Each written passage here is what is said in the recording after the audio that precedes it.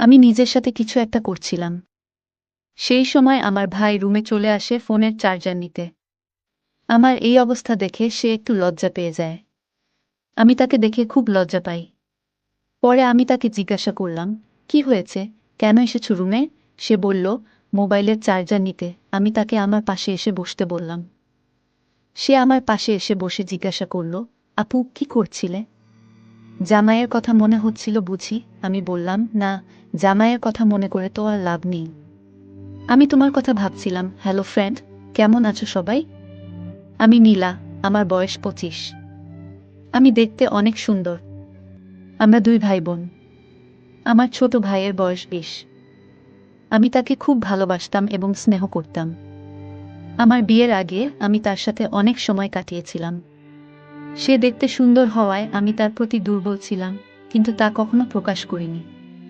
মনে মনে অনেকবার চেয়েছিলাম তার সাথে ঘনিষ্ঠ হতে এবং তার কাছ থেকে ভালোবাসা পেতে, কিন্তু কখনো সাহস হয়নি বলার। কিছুদিন পরে আমার বিয়ে হয়ে যায় এবং আমি শ্বশুরবাড়ি চলে যাই। সেখানে সংসার শুরু করি। আমার স্বামী আমাকে অনেক ভালোবাসত। কিছুদিন পর তার আচরণে অনেক পরিবর্তন লক্ষ্য করি। সে আর আগের মতো আমাকে ভালোবাসে না। রাত হলেই সে কোনো না কোনো অজুহাতে আমার কাছ থেকে দূরে থাকতে শুরু করে। আমি যখনই তার কাছে যেতাম, ভাবতাম আজ তার সাথে সময় কাটাবো এবং আদর ভালোবাসা নেব, কিন্তু সে আমার কাছ থেকে অনেক দূরে থাকতে শুরু করলো। সে এখন এসব করতে পছন্দ করছে না। একদিন আমি তাকে জোর করে এসব করতে বাধ্য করি। তারপর যা হলো তা আমার জীবনটাই শেষ করে দিল। এই বয়সেই আমার ভালোবাসার প্রয়োজন ছিল, কিন্তু তা আর হবে না মনে হতে লাগলো।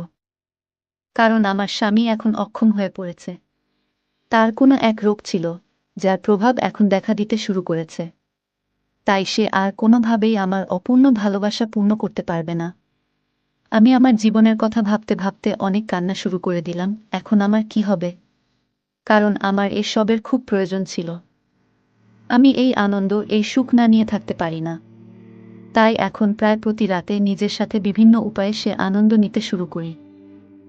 একদিন আমার ভাই আমাদের শ্বশুরবাড়িতে আসে এবং আমাকে বাড়িতে নিয়ে যেতে চায়, কারণ আমি অনেক দিন ধরে বাড়িতে যাইনি। সে এসে আমার এই অবস্থা দেখে সন্দেহ করতে শুরু করে, কারণ আমি টেনশনে অনেক শুকিয়ে গিয়েছিলাম আর আমার চোখের নিচে কালো দাগ হয়ে গেছে। সে আমাকে জিজ্ঞাসা করতে শুরু করে, আপু, তোমার কি হয়েছে? তুমি এখানে অনেক কষ্টে আছো নাকি? জামাই কি তোমাকে মারে নাকি? না অন্য কিছু? আমি তাকে বললাম, না, এসব কিছু না, কিছুই হয়নি, তুই টেনশন করিস না। তারপর আমি তার সাথে আমাদের বাড়িতে যাই এবং বেশ কিছুদিন থাকার পরিকল্পনা করি। আমি মনে মনে ঠিক করেছিলাম যে আমি আর শ্বশুর বাড়িতে ফিরব না। বাড়িতে চুপচাপ থাকতাম। একদিন বিকেলে ছাদে বসে ভাবছিলাম আমার কি হবে এখন, আর কান্না করছিলাম। ঠিক তখনই আমার ভাই সেখানে চলে আসে। আমার কান্না দেখে সে আমার পাশে বসে আমার চোখের জল মুছে দেয় আর আমার হাত ধরে জানতে চায় কি হয়েছে। আমি লজ্জায় কিছু বলতে পারছিলাম না। তারপরেও সে অনেক জোর করার পর আমি তাকে বলি যে আমার জামাই আমাকে আর তেমন ভালোবাসে না এবং সে আমাকে সেই সুখ দিতে পারে না। আমার কথা শুনে সে একটু চুপ হয়ে যায়। পরে সে বলে, কেন, কি হয়েছে? তোমরা তো আগে ভালোই ছিলে, তাহলে এখন কি হলো? আমি তাকে বললাম, সে আর কোনোদিন আমাকে সেই সুখ দিতে পারবে না। আমার কথা শুনে তারও মন খারাপ হলো। আমি মনে মনে ভাবছিলাম, এই সুখ এবং ভালোবাসা যদি আমি আমার ভাইয়ের কাছ থেকে পাই, তাহলে অনেক ভালো হবে। তাই আমি একটি পরিকল্পনা করি। কান্না করতে করতে আমি তাকে জড়িয়ে ধরলাম। সে একটু লজ্জা পেল, কিন্তু কিছু বলল না। সে আমার পিঠে হাত রেখে বলল, দেখো আপু, তুমি এত টেনশন করো না, দেখি কি করা যায়। তার এই কথা শুনে আমি বললাম, কি আর দেখবে তুমি, আমার এই সুখ কি তুমি এনে দিতে পারবে? আমি এভাবে থাকতে পারি না, অনেক কষ্ট হয়। সে আর কিছু না বলে আমাকে নিয়ে নিচে চলে আসে নাস্তা করার জন্য। আমরা নাস্তা করলাম এবং অনেক গল্প করলাম। আমি মনে মনে ভাবছিলাম, আমার ভাইও হয়তো আমাকে নিয়ে কিছু ভাবতে শুরু করেছে। তাই আমি অনেক আনন্দ পেলাম। এরপর থেকে আমি আমার ভাইয়ের কাছাকাছি থাকতে শুরু করলাম, আর সেও আমার কাছাকাছি থাকতে পছন্দ করল। এখন প্রতি রাতে আমি আমার ভাইয়ের কথা ভাবতে ভাবতে নিজের সাথে বিভিন্নভাবে আনন্দ নিতে থাকি। একদিন রাতে ঘুমানোর জন্য রুমে চলে যাই, ঘরের দরজা প্রায় খোলা ছিল।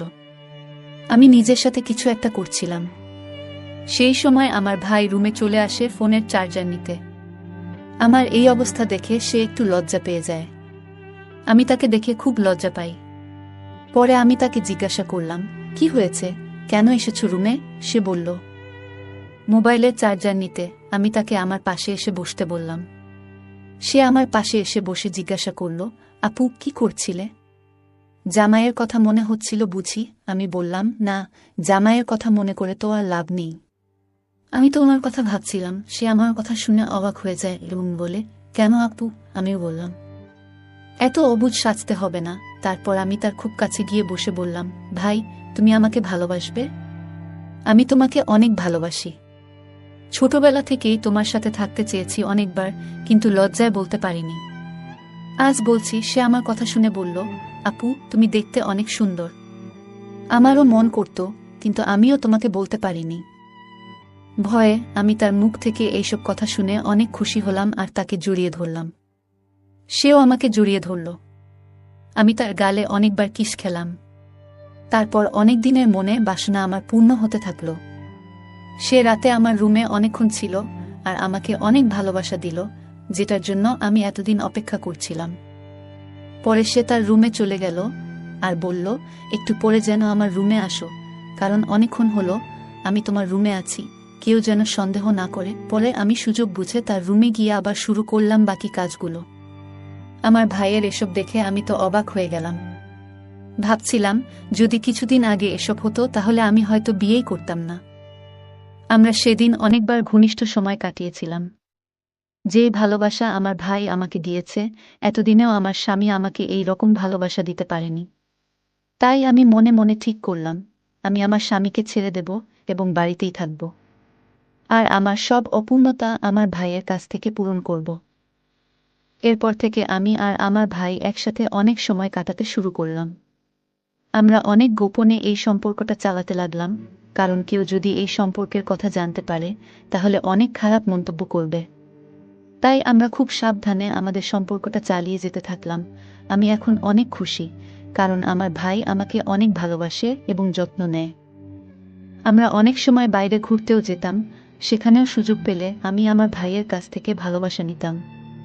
সেও আমার সাথে খুব খুশি ছিল, তাই সে আমাকে অনেক সময় দিত। কিছুদিন পর আমি আমার স্বামীকে ছেড়ে দেই।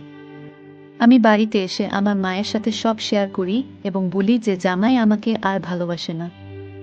আমার কথা শুনে মা বললেন, যেটা তোমার ভালো মনে হয় সেটাই করো। স্বামীকে ছেড়ে দেওয়ার পর আমি নিজেই বাড়িতে থাকতে শুরু করি। আমি আর আমার ভাই একসাথে থাকা শুরু করলাম, অনেক সময় কাটাতে লাগলাম, গল্প করতাম, যা আমার জন্য অনেক ভালো সময় ছিল। এখন আমরা সুযোগ পেলেই ঘনিষ্ঠভাবে সময় কাটাই। গল্পটা কেমন লাগলো জানাতে ভুলবে না। তোমাদের সাথেও কি এমন কোনো ঘটনা ঘটেছে? যদি ঘটে থাকে তাহলে কমেন্টে জানাতে ভুলবে না। আরও মজার মজার রোমান্টিক গল্প শুনতে চাইলে ভিডিওটি লাইক, শেয়ার এবং চ্যানেলটি সাবস্ক্রাইব করতে ভুলবে না। ধন্যবাদ।